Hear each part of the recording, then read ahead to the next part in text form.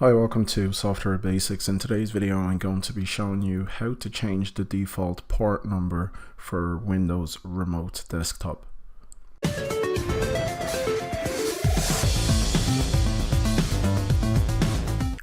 So by default, Windows does set the RDP port number to 3389.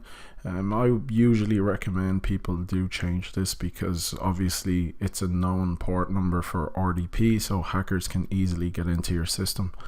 So the first thing we need to do is start the Registry Editor. If you click on the Start button and then type in reg, should come up with Registry Editor. Once you have this open, you need to go to this location here. Now, unfortunately, you can't copy it and paste it up here. It's not going to run. So we need to go to HKey local.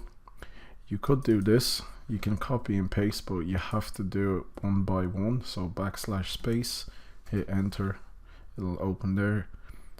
And for the rest of it, I'm just going to use the drop down.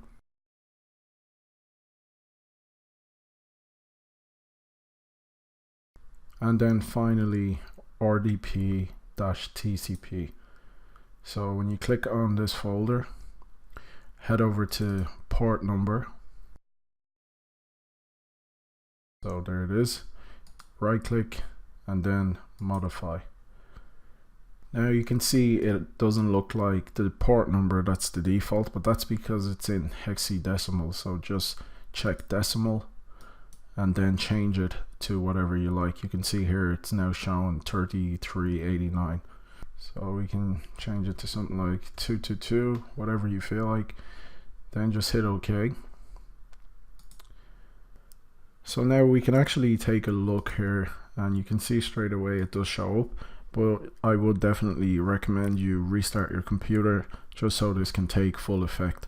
But yeah, that's pretty much everything. Thanks for watching this video. If you have any questions at all, please make sure to leave a comment down below.